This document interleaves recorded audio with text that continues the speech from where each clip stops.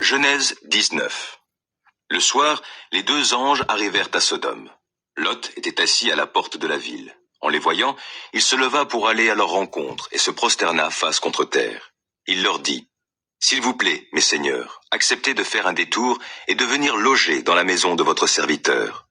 Vous pourrez vous y laver les pieds et vous y passerez la nuit avant de poursuivre votre route. » « Non, lui répondirent-ils, nous passerons la nuit sur la place. » Mais Lot insista tant qu'ils finirent par accepter de se rendre dans sa maison. Il leur fit préparer un festin et cuire du pain sans levain, et ils se mirent à manger. Quand ils furent sur le point de se coucher, la maison fut encerclée par les gens de la ville. Tous les hommes de Sodome, jeunes et vieux, étaient venus là, du bout de la ville. Ils appelèrent Lot et lui demandèrent, « Où sont ces hommes qui sont venus chez toi cette nuit ? Amène-les-nous pour que nous entrions en relation avec eux. » Lot sortit sur le pas de sa porte et referma la porte derrière lui. « Non, mes frères, leur dit-il, je vous en supplie, ne commettez pas le mal. Écoutez, j'ai 2 filles qui sont encore vierges. Je vais vous les amener, vous leur ferez ce qui vous plaira, mais ne touchez pas ces hommes, puisqu'ils sont venus s'abriter sous mon toit. »« Ôte-toi de là, lui crièrent-ils.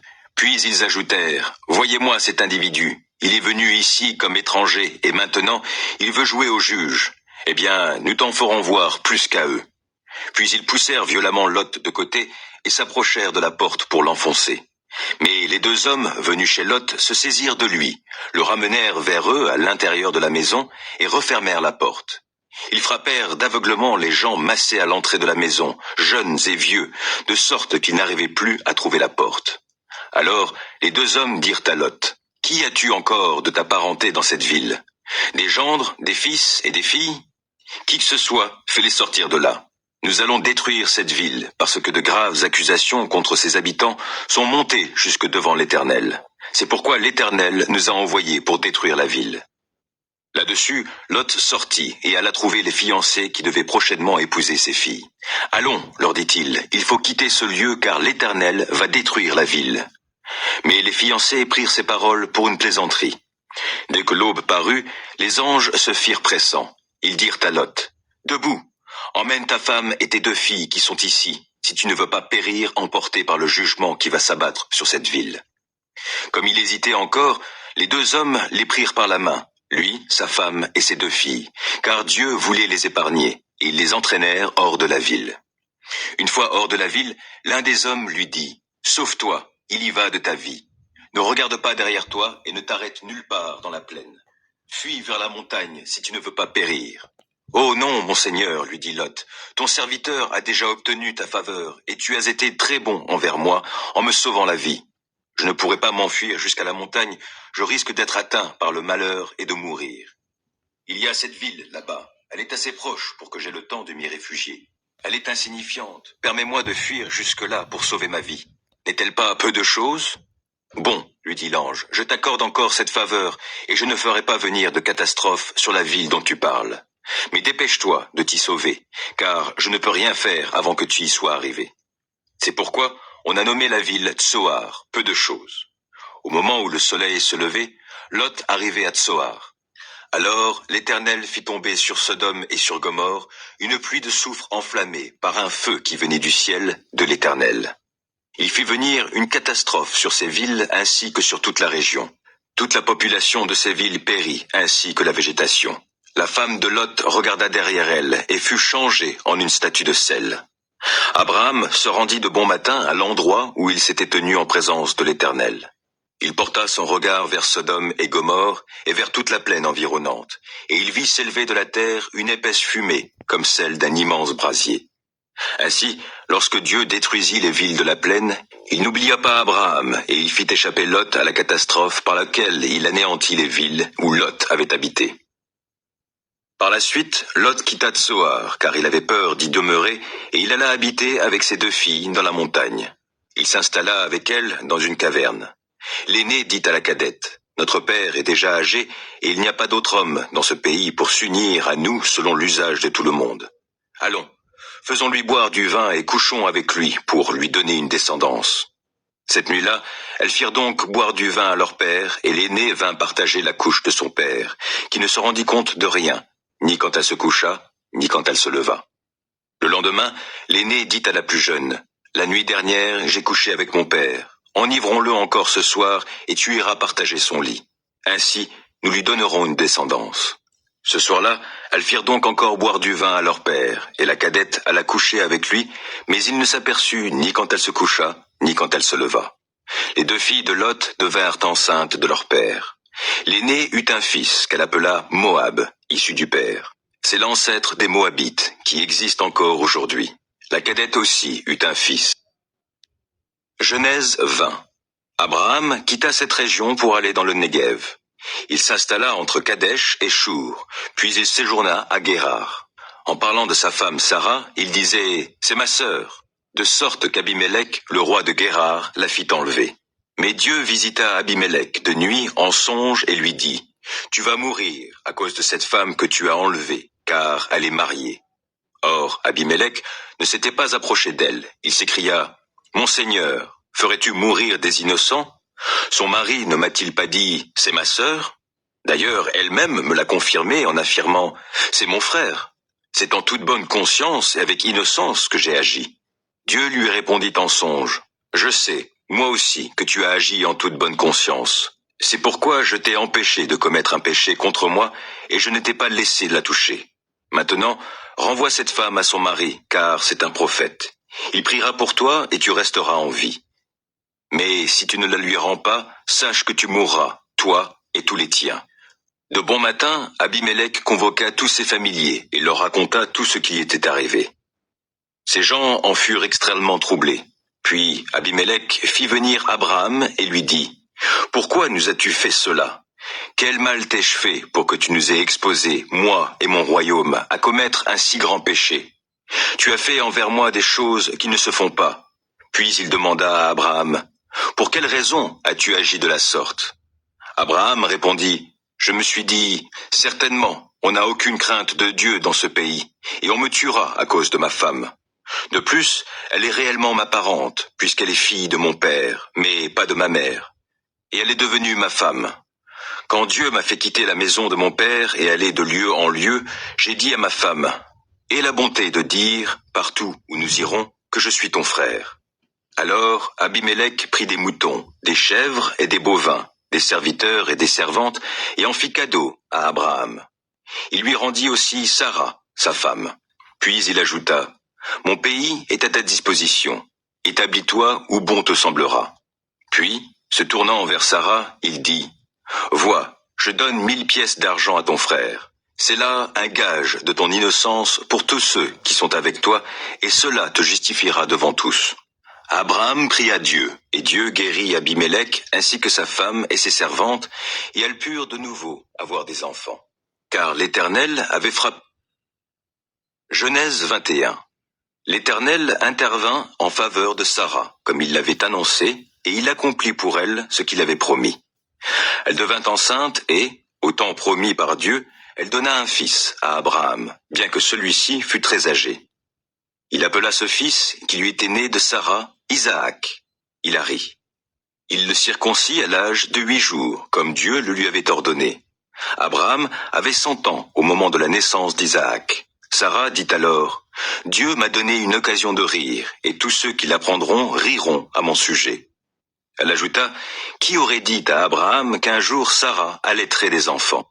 Et cependant, je lui ai donné un fils dans sa vieillesse. » L'enfant grandit et Sarah cessa de l'allaiter.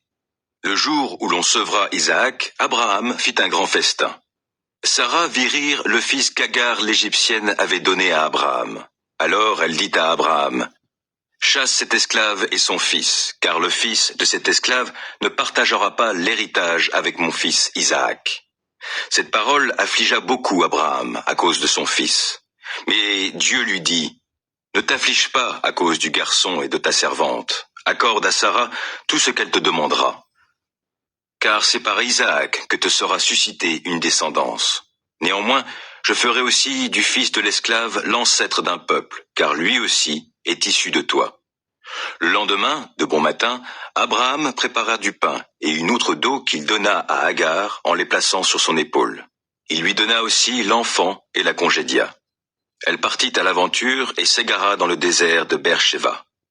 L'eau qui était dans l'outre s'épuisa, Alors elle laissa l'enfant sous un buisson, et alla s'asseoir à l'écart, à une centaine de mètres plus loin, car elle se disait « Je ne veux pas voir mourir mon enfant ».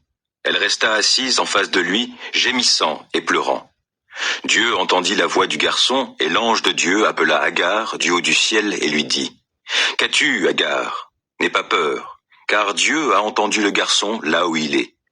Lève-toi, relève le garçon et prends-le par la main, car je ferai de lui un grand peuple. » Dieu lui ouvrit les yeux, et elle aperçut un puits. Elle alla remplir d'eau son outre et donna à boire au garçon. Dieu fut avec lui. Il grandit et vécut dans le désert où il devint un chasseur à l'arc. Il s'établit dans le désert de Paran, et sa mère choisit pour lui une femme du pays d'Égypte. À la même époque, Abimélec, accompagné de Picol, chef de son armée, vint trouver Abraham et lui dit « Dieu fait réussir tout ce que tu entreprends.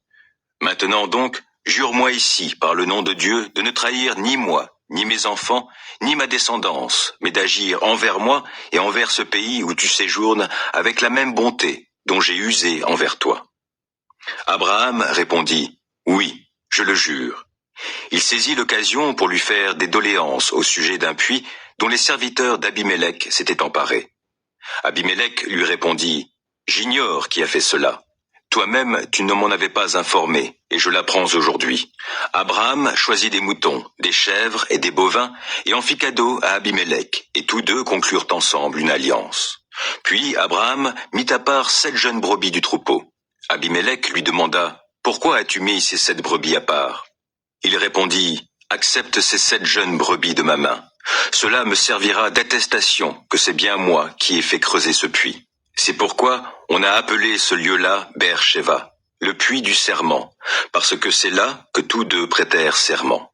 Ainsi ils firent alliance à Beer-Sheva. Puis Abimélec partit avec Picol, le chef de son armée, et ils s'en retournèrent au pays des Philistins.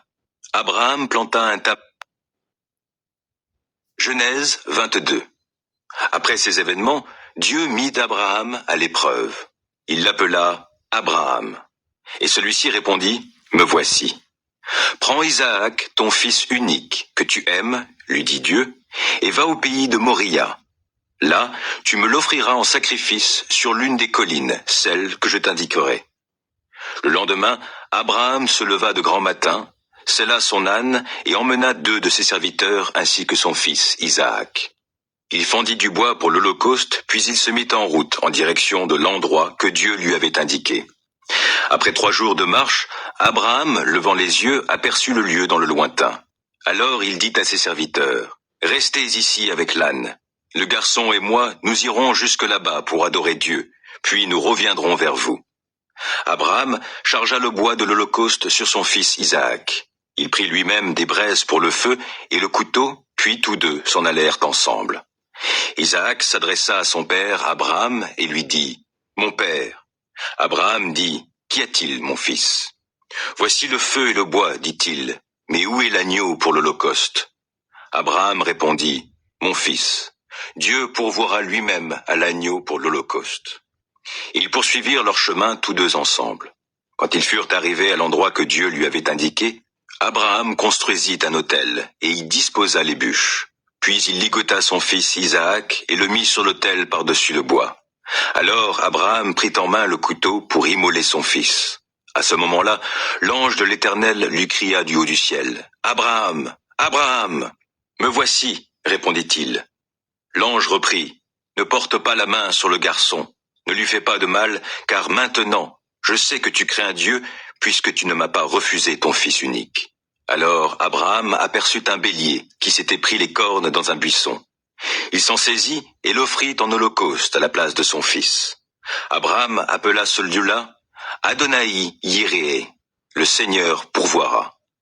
C'est pourquoi on dit aujourd'hui, sur la montagne du Seigneur, il sera pourvu. Puis l'ange de l'Éternel appela une seconde fois Abraham du haut du ciel et lui dit, « Je le jure par moi-même, parole de l'Éternel, puisque tu as fait cela, puisque tu ne m'as pas refusé ton fils, ton unique, je te comblerai de bénédictions. Je multiplierai ta descendance et je la rendrai aussi nombreuse que les étoiles du ciel et que les grains de sable au bord de la mer. Ta descendance dominera sur ses ennemis.